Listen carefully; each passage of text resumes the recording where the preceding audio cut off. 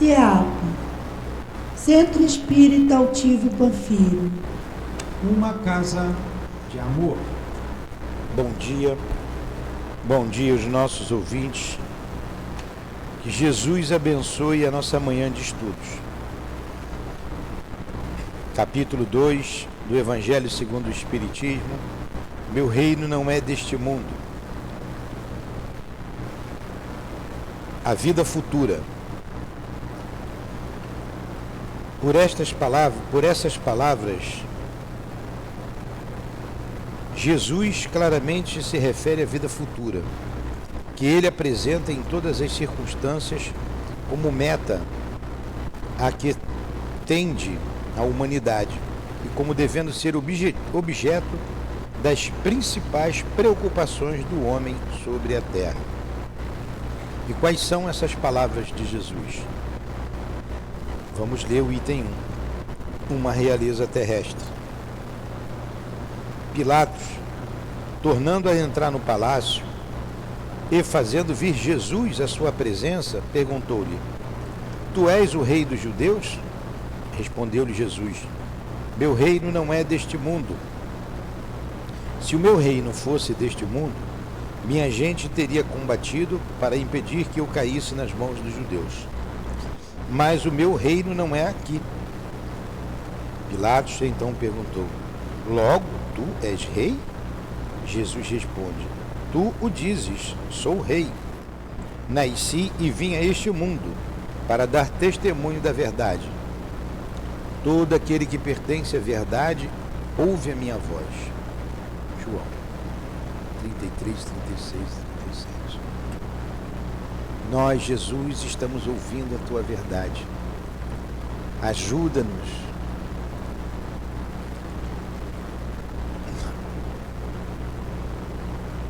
a vencer as nossas imperfeições com o auxílio destas verdades, com o auxílio do teu Evangelho e da doutrina espírita, iluminado o teu Evangelho pela doutrina espírita. E nesta manhã, Senhor, que estudaremos a revista espírita, que o Senhor nos ilumine, iluminando as nossas mentes e os nossos corações, e permitindo que o Mestre Kardec nos ajude, também nos inspire, pois foi ele que trouxe os artigos que iremos analisar. Então, com Allan Kardec, contigo, Senhor, com Deus nosso Pai acima de tudo, com o nosso irmão altivo e os espíritos guias da nossa casa do amor, em nome do amor, do nosso amor do dia, pedimos então a devida permissão para iniciarmos os estudos da manhã de hoje. Que assim seja.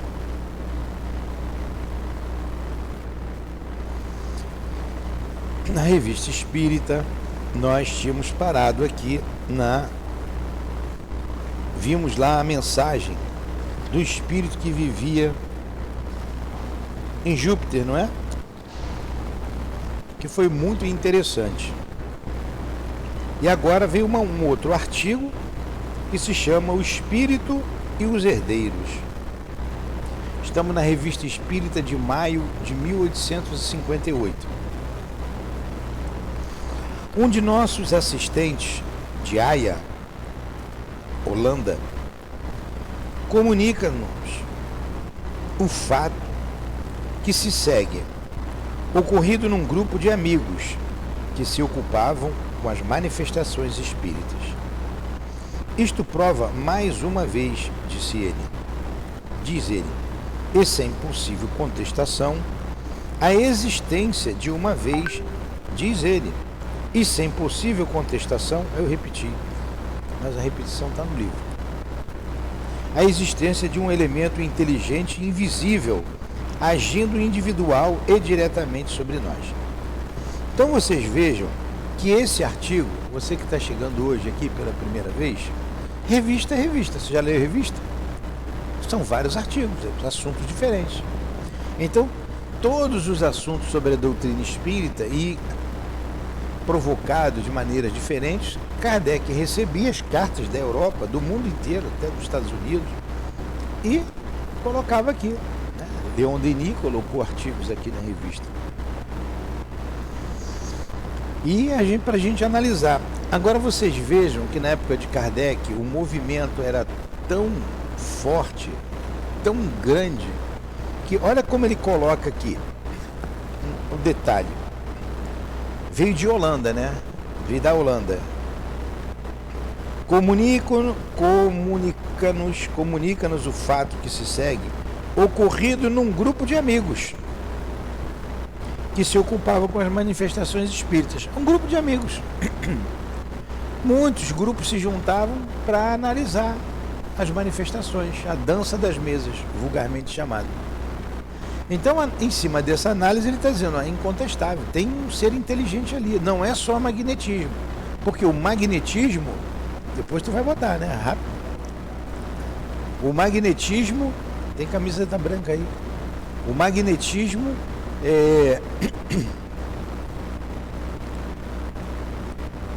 estava bem em voga. Kardec, por exemplo, pesquisou durante 35 anos o magnetismo. Então ele falou pouco no Livro dos Espíritos, pouquíssimo, quase nada, sobre o magnetismo. Ele considerou matéria dada. Vamos lá. Os espíritos se anunciam movendo uma pesada mesa e dando pancadas. Perguntamos pelos nomes. Estes são os finados Senhor M e Senhora G. Muito afortunados durante a existência. Agora é engraçado, né? Vem um pensamento na nossa cabeça. Eu estou lendo, esse é o finado, a mesa vai dizer, o finado M e finado fulano. Eu sonhei com a morte de um colega hoje. Eu nunca sonhei com a morte de ninguém.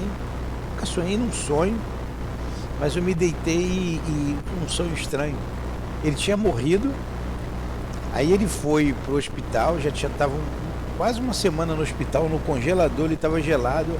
Aí ele voltou, foi trazido para a cama, né, para ser levado para o enterro, para botar ia preparar tudo. Aí ele senta na cama e começa a falar, aí fica todo mundo Aí ele já levanta falando de um outro amigo, eu não me lembro do outro amigo. Cadê o fulano? Fala para ele não fazer isso. Interessante, né? Espero que ele não morra. Hã? Não é espírita, não. Não é espírita. Vou saber como é que ele está hoje, vou ligar para ele. É amigo em comum. E o Roque estava presente. Falar com ele. Então vamos lá. Estes são os finados M e Senhora G. Muito afortunados durante a existência.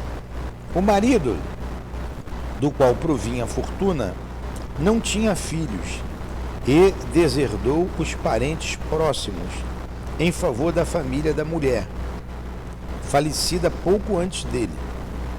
Entre as 9 pessoas presentes à sessão estavam 2 senhoras deserdadas, bem como o marido e uma delas. Interessante, né? Uma reunião. O senhor G fora sempre um pobre diabo e um criado humilde da esposa. Depois da morte desta, sua família instalou-se em sua casa para cuidar da mesma. O testamento foi feito com um atestado médico, declarando que o moribundo gozava da plenitude de suas faculdades. O marido da senhora deserdada, que designaremos pela letra R, tomou a palavra nestes termos: como ousais vos apresentar aqui depois do escandaloso testamento que fizestes? Olha, a parenta dele que estava encarnada, né? Ficou danado, ele passou tudo para outra família, deserdou a própria família dele. Coisa interessante. Depois, exaltando-se cada vez mais, queria brigar com o defunto, hein? Por causa de dinheiro, né? Por causa de bens, né? Depois, exaltando-se cada vez mais, acabou por lhe dizer injúrias. Xingou. Injúria pode ser até xingamento, né? Injuriou. Então a mesa deu um salto e atirou a lâmpada com força na cabeça do interlocutor. Opa, briga do defunto ao moço. Este lhe pediu desculpas por aquele primeiro impulso de cólera e lhes perguntou o que vinham ali fazer. Vimos dar-vos conta dos motivos da nossa conduta. Então o parente encarnado perguntou: o que você veio fazer aqui? Eu vim dar conta da minha conduta. Interessante os diálogos, né? Interessante.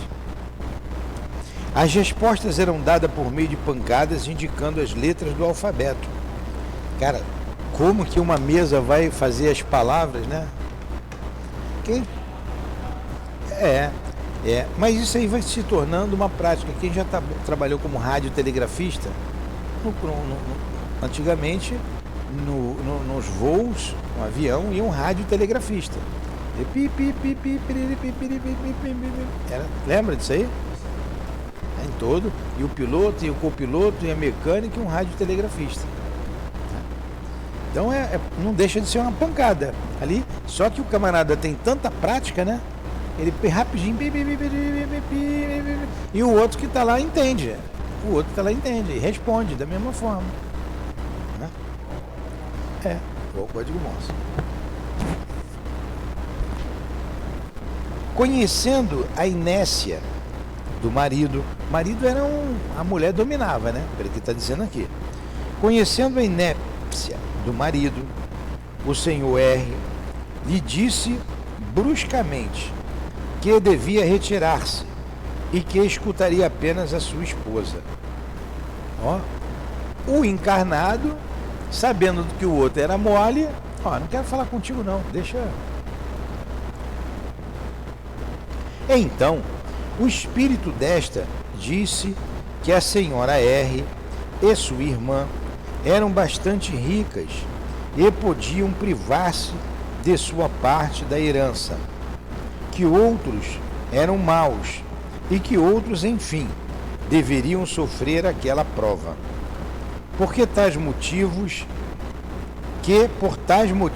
aquela fortuna convinha mais à sua própria família. O senhor R não se satisfez com a explicação e despejou sua cólera em reproches injuriosos. Então, a mesa agitou-se violentamente, pulou, bateu fortes pancadas no soalho e atirou mais uma vez a lâmpada sobre o senhor R. Depois, mais calmo, procurou o espírito persuadir que, após sua morte, tinha sido informado de que o testamento fora ditado por um espírito superior. O senhor R e as senhoras, vendo a inutilidade de uma contestação, o perdoaram sinceramente. Logo a mesa se levantou para o lado do senhor R, desceu brandamente junto ao seu peito, como que para o abraçar. As duas senhoras receberam a mesma demonstração de agradecimento. A mesa tinha uma vibração muito pronunciada. Restabelecido o testamento, o espírito lamentou a herdeira atual, dizendo que ela acabaria louca. Ainda o senhor R o censurou, mas afetuosamente, por não haver feito o bem em vida, quando dispunha de tão grande fortuna, acrescentando que ela não era chorada por ninguém. Sim, respondeu o espírito, há uma pobre viúva residente à rua tal, né?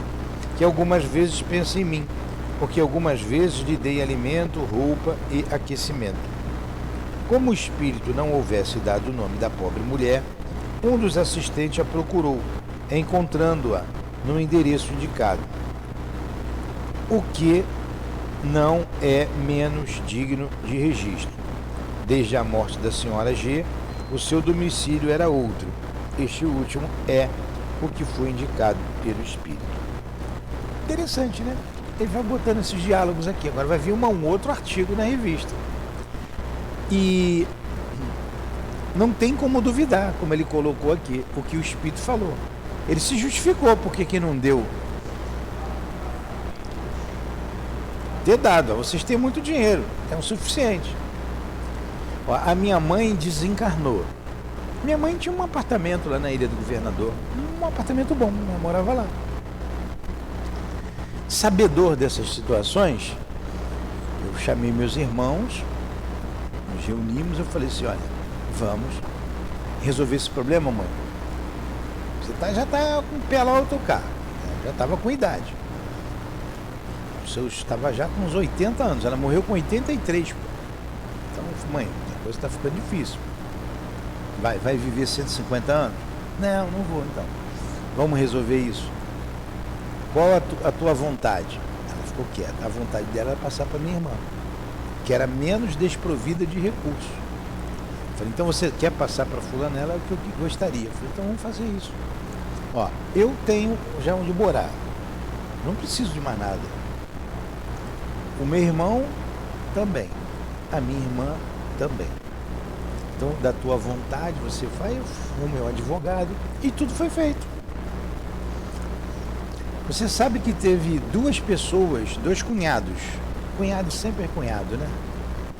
Um ficou 3 meses para assinar o papel. Ele não queria assinar, até que eu apertei e ele assinou. E uma outra cunhada também ficou aí uns 2 meses para assinar o papel. Pressionei meu irmão e pressionei minha irmã. Ou eles têm que assinar. É vontade da minha mãe está viva. Vamos resolver isso. Conclusão. Minha mãe assinou, passou para minha mãe continuou morando lá. Hoje a minha irmã mora lá. A minha irmã separou desse cunhado, hoje ele é um ex-cunhado, ele separou já. E o meu irmão se separou da minha cunhada, minha ex-cunhada, se separaram. Agora vocês imaginam se com a morte da minha mãe tivesse que fazer inventário e eu quisesse doar para... Não ia ter acordo. Íamos brigar, eu ia ter que me envolver, eu sou o filho mais velho, ia ter que me envolver, eu tenho que assinar o papel. E no fundo o que eu ia ter que fazer? O que a justiça mandar. Ó, tem que dividir para todo mundo. Aí cada um ia pegar um pedacinho, que não serve para nada, você pega um dinheiro aí, que pega um apartamento aí de classe média baixa, um apartamento, aí você divide isso aí para 4. Aí já dividiu para 4, já não sobra quase nada. No outro mês, 2 meses, você já gastou dinheiro com outras coisas, um dinheiro que entrou, não esperava, e a minha irmã ia continuar sem moradia, ela não tinha onde morar. Então, a família, graças a Deus, continua unida. Quem tinha que sair, saiu. Quem tinha que ficar, ficou. Aí, louvores à minha amada Lourdinha. Foi a primeira a assinar. Você está certo, Lourdinha, daqui. Assinou. Eu não tive problema com ela. Os outros 2 tiveram. Com seus cônjuges, respectivos cônjuges. E a briga de família por causa de bens materiais. A briga. E muita briga. Aqui ele está mostrando uma dessas confusões. A falta de entendimento. Agora você vê como é que o espírito ficou com raiva, jogou a mesa em cima de quem estava reclamando. O espírito, o Leon Denis fala muito defunto, aqui falou o finado, né? O Kardec falou o finado.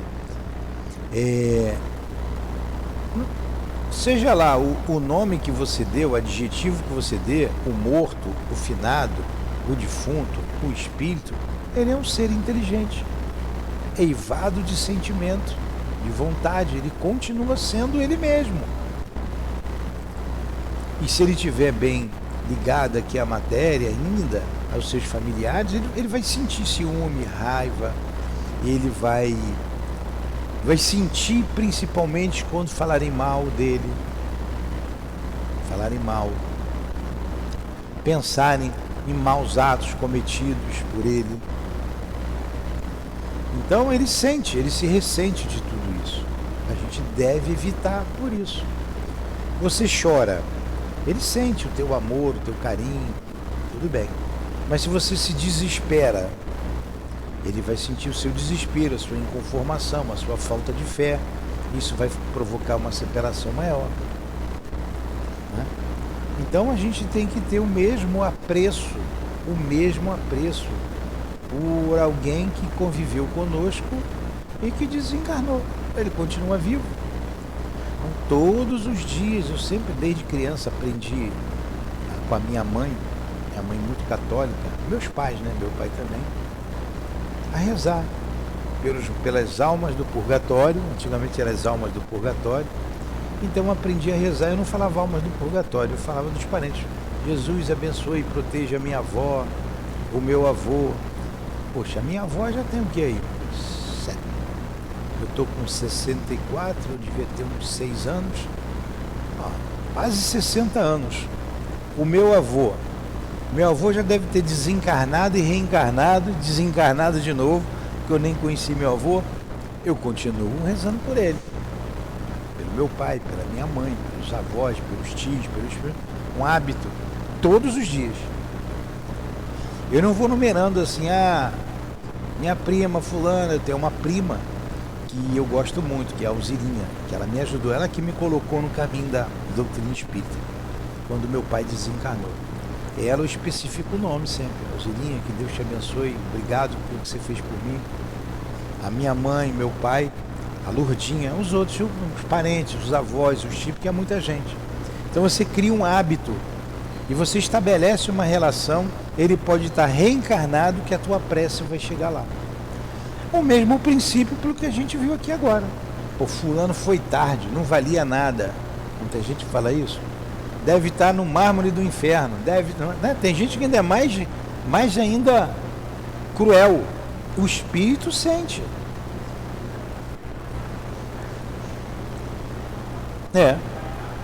Onde ele vai chegar a prece dele. Vai chegar. Aí você vê a briga aqui, o Carmen.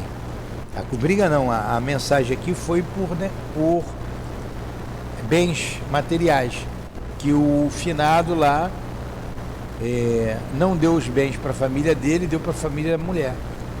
Aí ele veio se manifestar, a família dele estava ali injuriada com ele. Aí a gente contou aqui alguns casos, e como tem casos, muita briga. Irmãos viram inimigos por causa de bagatela. Eu já vi muitas. Por isso que Jesus, isso é tão grave, isso é de todos os tempos. O que aconteceu com aquele homem que foi buscar Jesus? Jesus, Senhor, fala para o meu irmão, me dá a parte que me toca dos meus bens, né? Eu dividi os bens, fala com o meu irmão. Aí Jesus dá uma resposta nele. Não vim aqui para isso, né? Então, olha como isso é antigo. Como é antigo. Vamos lá. Vamos continuar aqui num outro artigo. Vocês falam muito e o tempo passa. A morte de Luís XI. Do manuscrito ditado por Luís XI à senhorita Hermance Dufour. Tem um livro aí da Hermance Dufour, tem alguns livros desse espírito. Hermance Dufour, uma jovem que ajudou muito Allan Kardec. Depois que as meninas da família Boudin saíram da cidade, e ali estava até a pergunta 500 no livro dos espíritos, foi Hermance Dufour que o ajudou ali com as demais questões. Então Luís XI, rei da França, né? Nota, chamamos a atenção do leitor para as observações feitas sobre estas notáveis comunicações em nosso artigo de março último. Vamos lá, dá tempo da gente ler. É um pouquinho comprida, mas dá tempo. O rei Luís, o Luís IX, o rei bom. Foi século XI que ele governou, né? O Luís IX. Esse aqui é o Luís XI. Vamos lá. Não me sinto bastante firme para ouvir pronunciar o vocábulo morte. Muitas vezes eu havia recomendado a meus oficiais que apenas me dissessem quando me vissem em perigo. Falai pouco, e eu saberia o que isto significava. Ele deu uma dica, né?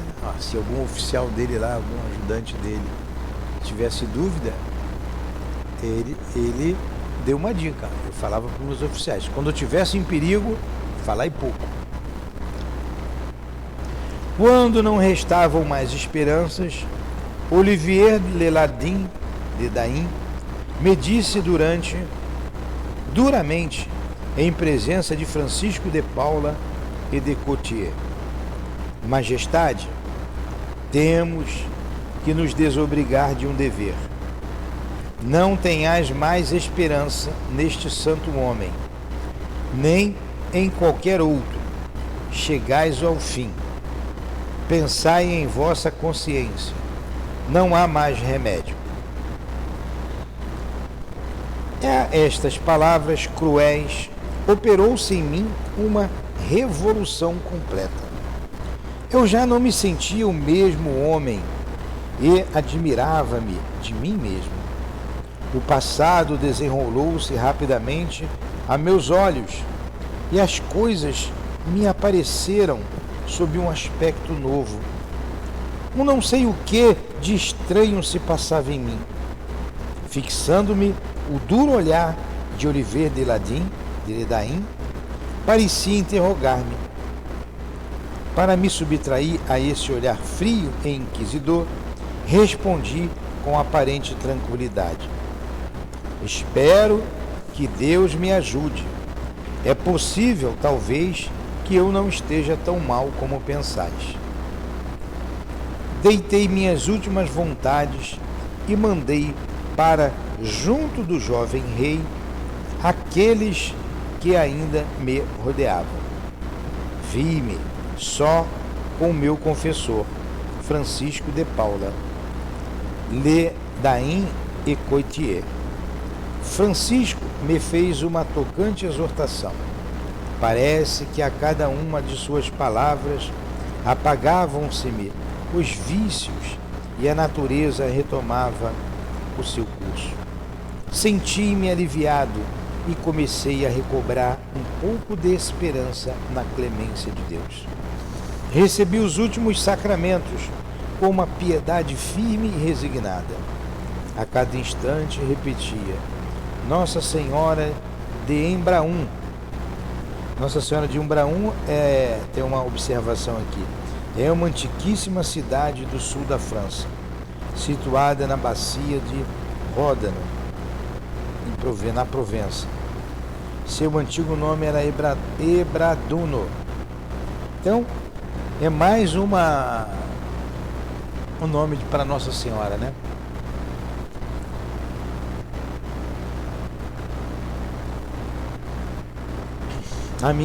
Nossa Senhora de Embraun, minha boa Senhora, ajudai-me. Terça-feira, 30 de agosto, pelas 7 horas da noite, caí em nova prostração. Todos os presentes me julgaram morto e se retiraram. Olivier Ledain e Cotier, sentindo a execração pública, havia ficado junto ao meu leito, já que não tinha outro asilo. Em breve, recuperei completamente a consciência. Ergui-me, sentei-me na cama e olhei em torno. Não havia ninguém da minha família. Nenhuma mão amiga procurava a minha, nesse supremo instante, para suavizar minha agonia num último contato. Aquela hora talvez meus filhos brincassem enquanto seu pai morria. Ninguém pensou que o culpado ainda podia contar com um coração que compreendesse o seu. Procurei ouvir um soluço abafado e só ouvi as risadas dos dois miseráveis que estavam junto de mim. Divisei a um canto a minha galga favorita, que morria de velha. Meu coração pulsou de alegria, pois eu tinha um amigo, um ser que me estimava. Fiz um sinal com a mão. A lebreira arrastou-se com esforço até junto ao leito e veio lamber-me a mão agonizante. Olivier percebeu esse movimento. Levantou-se de um salto, praguejando, e esbordoou a infeliz cadela com um bastão até matá-la. Expirando, meu único amigo lançou-me um longo e doloroso olhar. Olivier empurrou-me violentamente sobre o leito. Deixei-me cair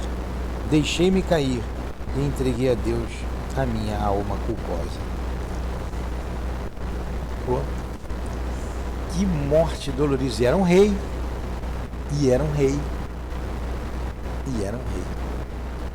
Você vê alguns detalhes interessantes que acontecem com todo moribundo. Ele revê o passado rapidamente. E aqui ele foi contando que ele ia e vinha, né?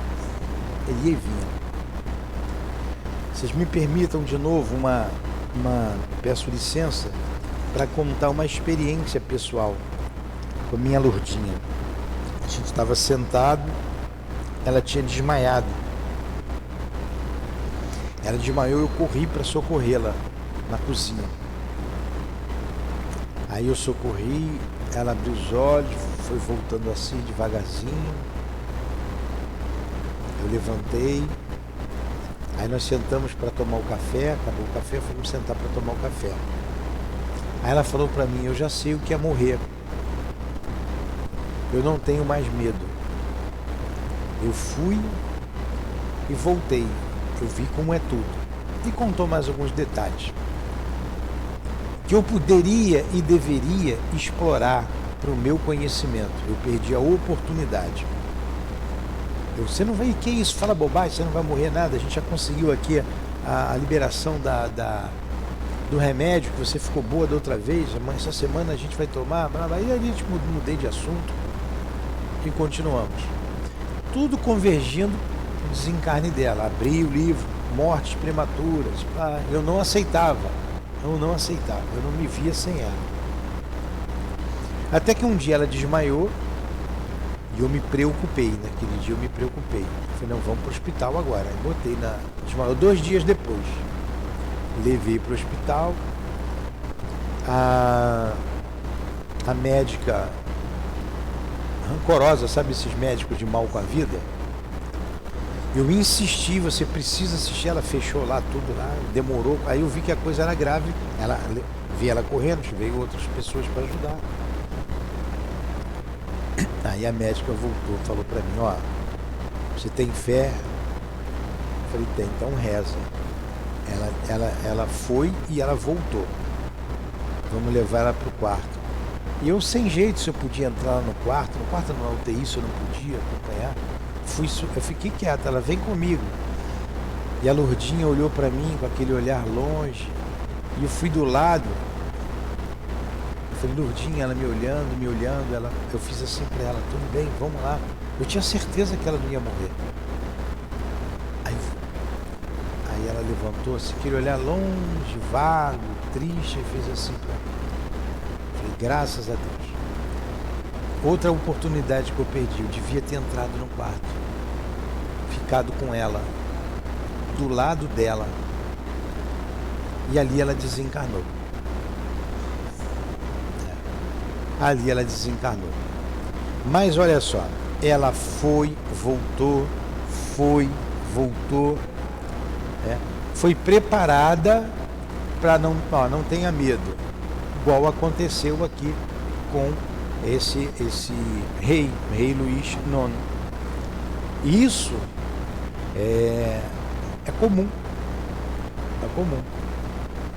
Ela me contou um detalhe muito importante para eu saber quem foi ela. Ela falou para mim antes, eu fui fulana de tal.